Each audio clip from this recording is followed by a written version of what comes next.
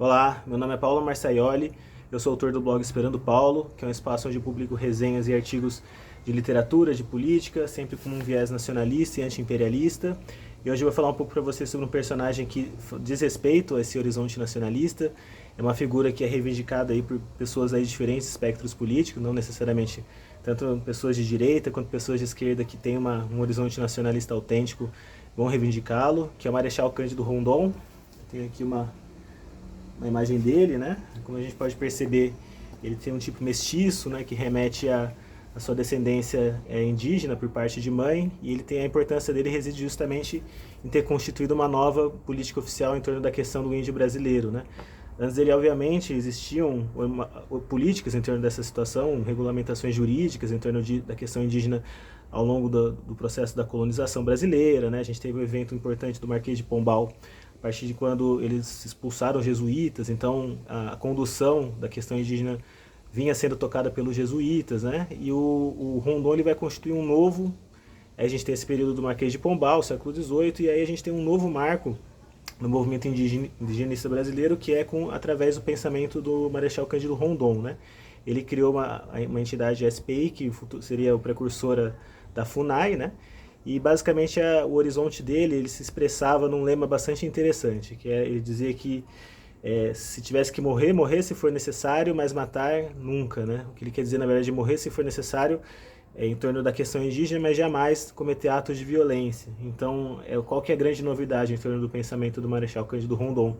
É justamente uma política de assistência aos índios, né? Em primeiro lugar, assistência e integração deles à sociedade brasileira, ou seja, não via como horizonte qualquer perspectiva de confrontamento, de confrontos, né? Eu vou falar um pouco sobre a vida dele e a situação como que ele forjou esse pensamento, né? Mas assim, diante da atividade dele como sertanista, né, no Brasil, conhecendo os rincões do país, ele sempre tinha esse horizonte. Ele comandava forças militares que faziam expedições pelo interior do país, e a orientação que ele dava era essa, né?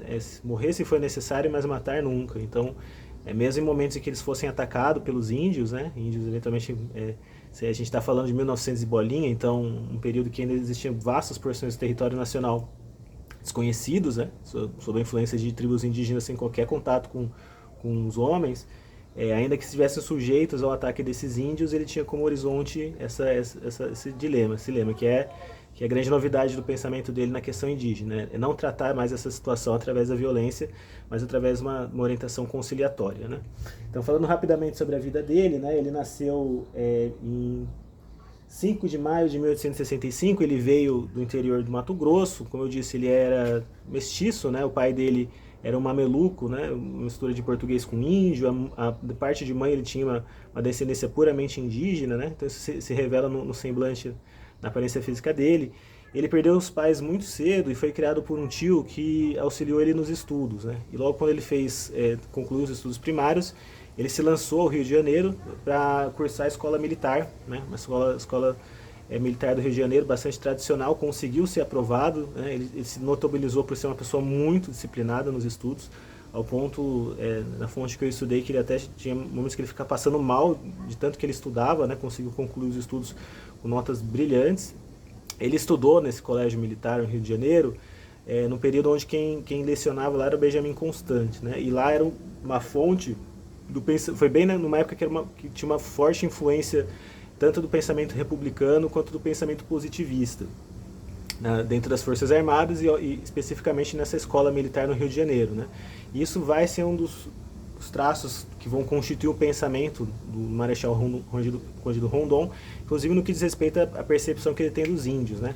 Então existe uma carta, inclusive só talvez um parêntese, né? Esses vídeos que eu faço, eles reproduzem um artigo que eu vou escrever no meu blog, vou deixar depois aqui o link para vocês darem uma olhada, e há o texto que ele vai falar um pouco sobre a influência do positivismo na sua visão, no seu horizonte em torno da questão indígena, né? Então o que ele diz basicamente é que tradicionalmente, né, isso vem das épocas dos jesuítas, essa integração do índio se dava em bases religiosas, né?